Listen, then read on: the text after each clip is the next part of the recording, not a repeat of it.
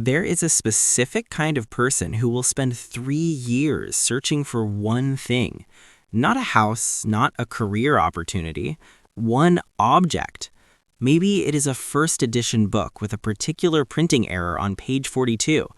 Maybe it is a vinyl record pressed in a single city for 6 weeks in 1973. Maybe it is a toy, a coin, a jersey, a stamp, something the rest of the world passed over without a second glance. And when they finally find it, when it is finally in their hands, they do not feel relief the way you might expect. They feel something quieter, something that is almost hard to describe. And within a few days, sometime sooner, they are already looking for the next one. The people around them do not fully understand this. They see the money spent, the space taken up, the hours poured into something that has no obvious practical use. But they are missing what is actually happening. Because the collector is not chasing the object, they never were. If you have ever felt the pull of collecting, that specific hunger for something rare and hard to find, or if someone in your life lives for the hunt, this video is going to explain the real psychology behind it. Like this video and subscribe. We break down the personalities and behaviors that most people feel but never fully understand. Now let's get into it. The easy explanation for collecting is that people just like stuff. And that is true as far as it goes, but it does not go very far because collecting is not shopping.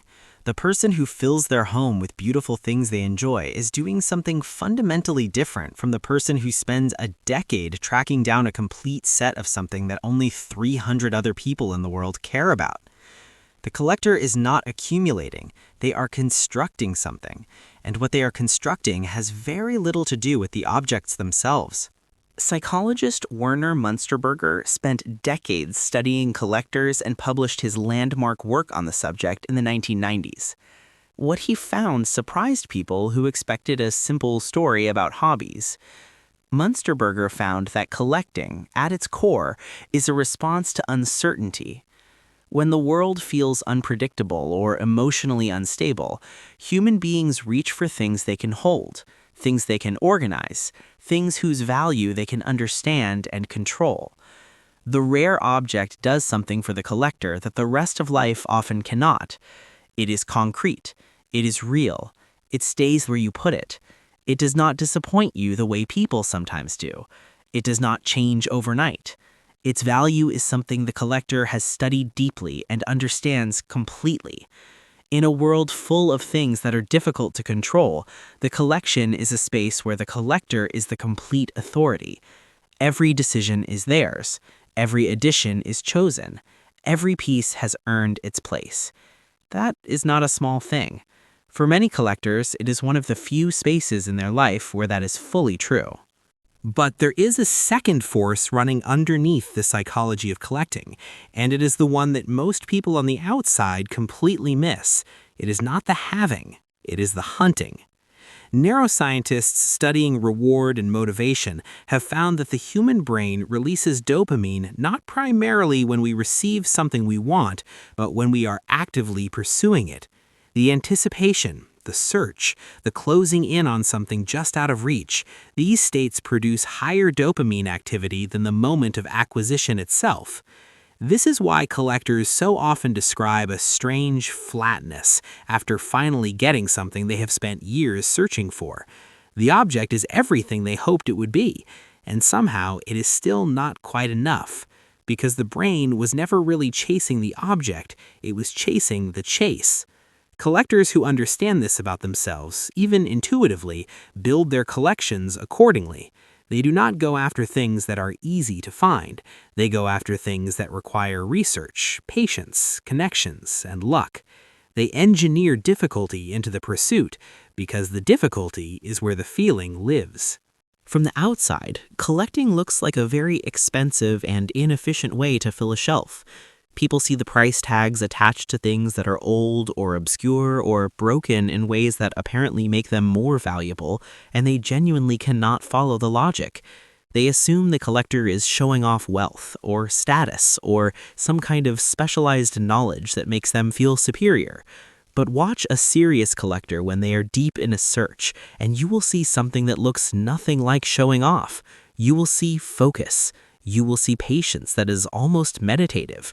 You will see someone who is completely inside a problem, cross-referencing information, reading between the lines of listings, making connections that require years of accumulated knowledge to even recognize. That is not vanity. That is mastery. The collection is the visible part.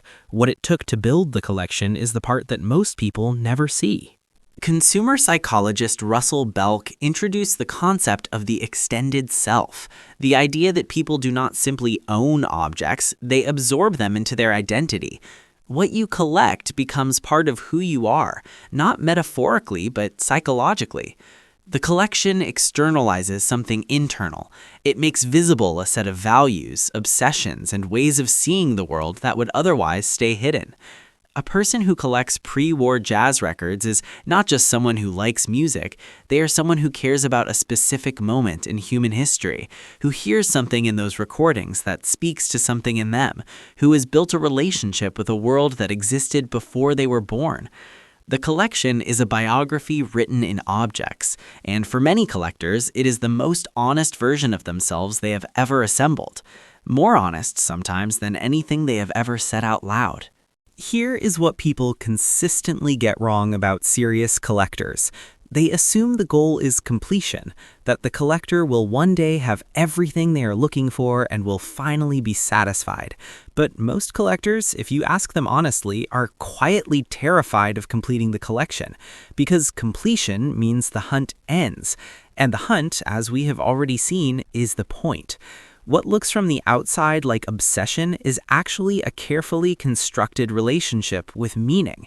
The collector has built a world with its own logic, its own hierarchy, its own standards of excellence and rarity and significance. Inside that world, they are not a passive consumer, they are an expert, a curator, someone whose judgment matters and whose knowledge is real. In a culture that often makes people feel interchangeable and invisible, the collection is a place where they are completely irreplaceable. Nobody else would have built exactly this. Nobody else could have. At the deepest level, rare item collecting is about making time stand still. Not literally, but emotionally. The things collectors are drawn to are almost always things that carry history inside them. Objects that existed before the collector was born. Objects that survived things.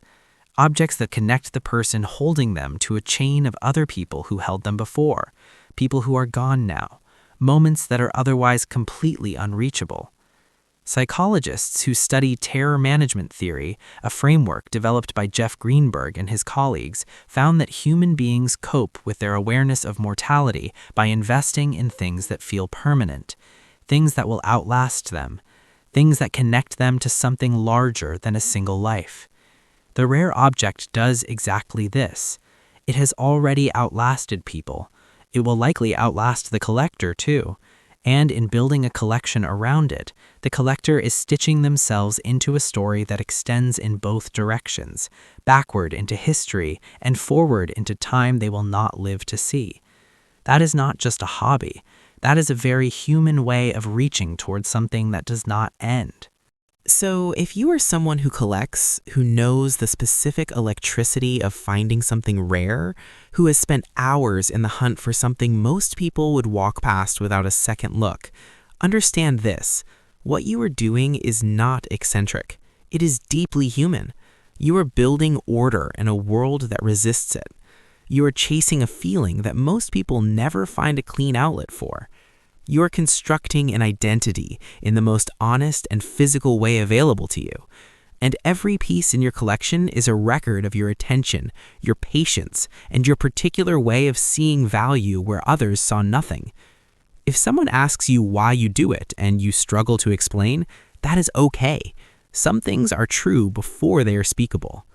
Share this with someone who understands the feeling of finding the one thing you have been looking for. They will know exactly what this is about.